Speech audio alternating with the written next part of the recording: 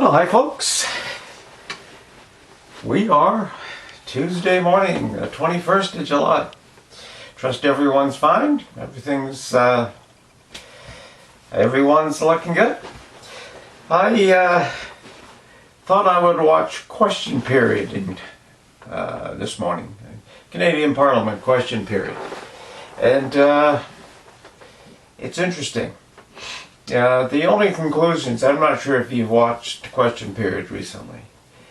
Every now and again you get good orators who can come up and at least make you laugh, or they can turn a phrase.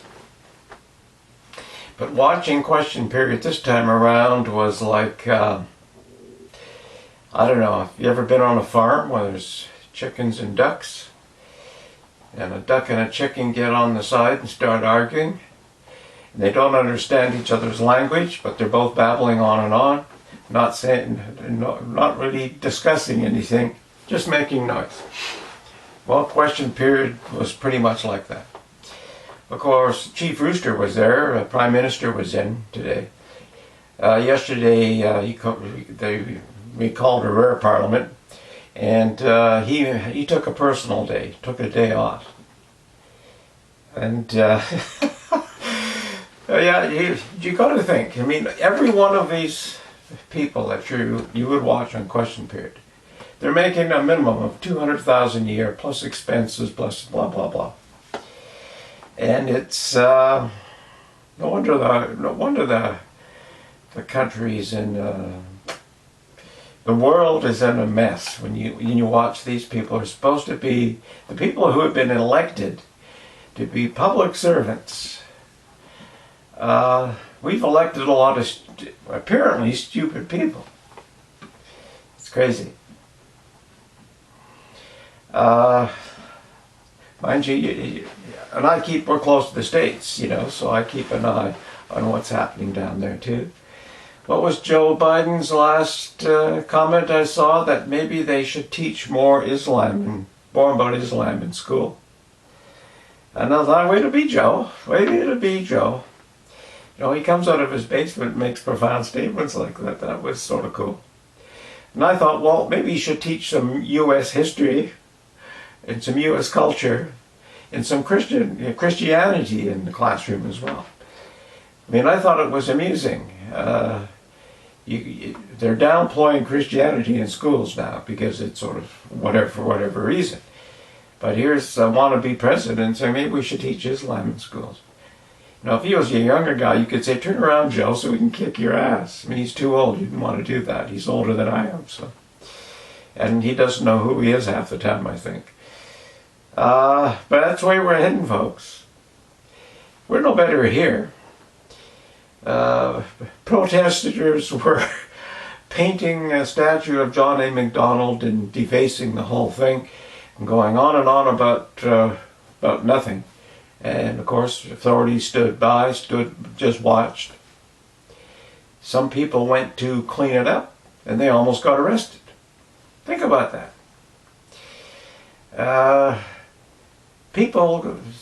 The authorities will stand back and watch people deface public property, damage public property, disrupt traffic, be a hell of a nuisance because that's their right to protest.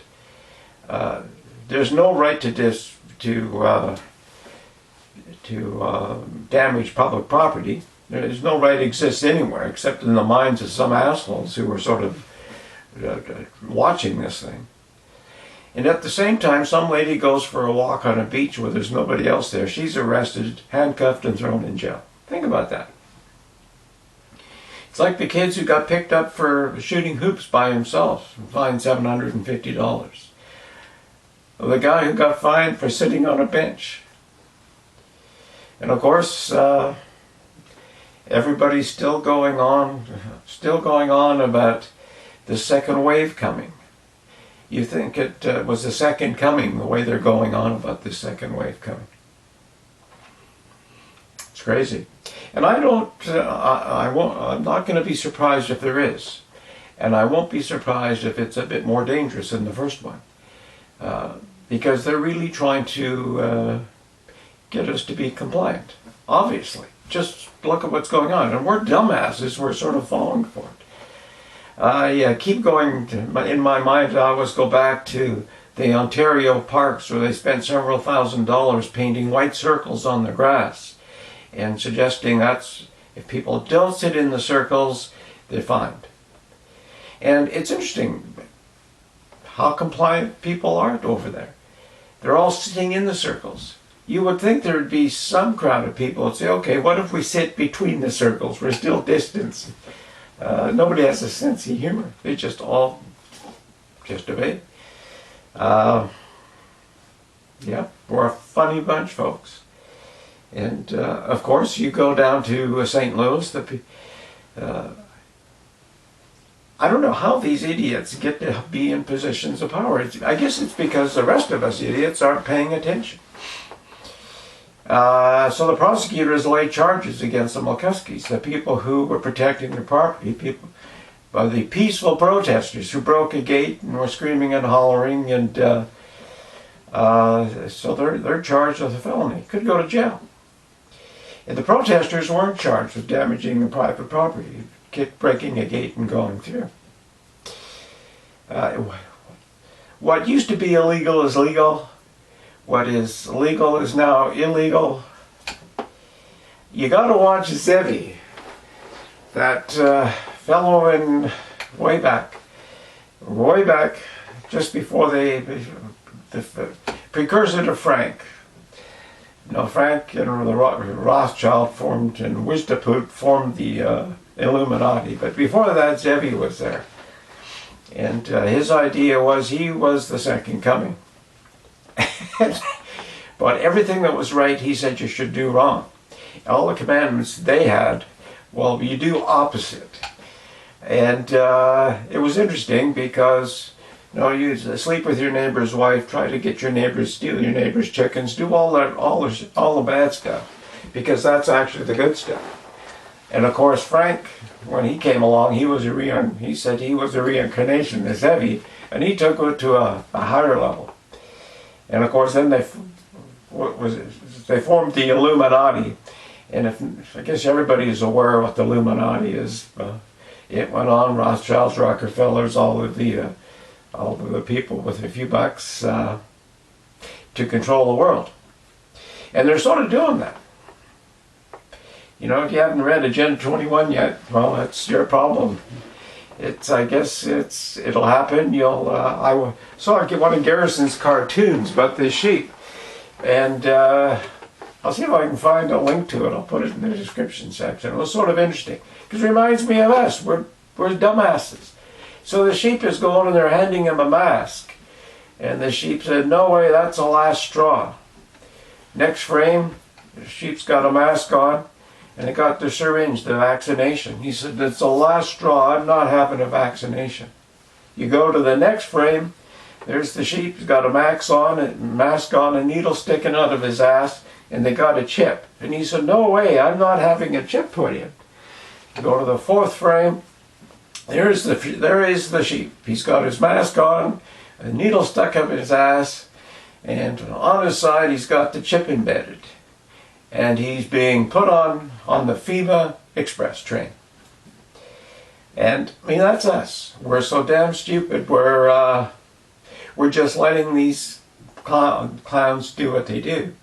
And if you wonder how can the Rothschilds, the Rockefellers, the elite group of people who have these secret societies and are found in the UN, the Agenda 21, all this shit, how can that succeed with intelligent people? Well, you just look at the people sitting in the white circles. You just look at our question period today, our parliament. I mean, it doesn't take too much brilliance to take over these dumbasses. And of course, we are the ones that elected the dumbasses. So it's a chain reaction, folks. Unless we sort of give our heads a shake and really get serious about things,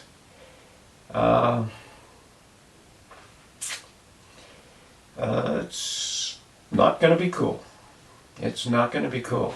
And I think the one thing that we should have learned, but we probably haven't, because we're I mean, the World Health Organization which is tied to the damn UN, tied to this whole body of people who want to sort of control what we do. And they have their henchmen, Soros, and all these yahoos out there sort of spreading some money around and creating all the chaos. But we're on a crazy train here. I think, wasn't there a song, Crazy? Ozzy Osbourne had Crazy Train. I think, I should put Crazy Train in the links as well, folks, because unless we really smarten up, we're in dire straits. Dire straits. Take care. Bye for now. Do not sit in a white fucking circle that somebody has painted on the lawn. At least have the balls to sit in between the circles. Take care. Bye for now.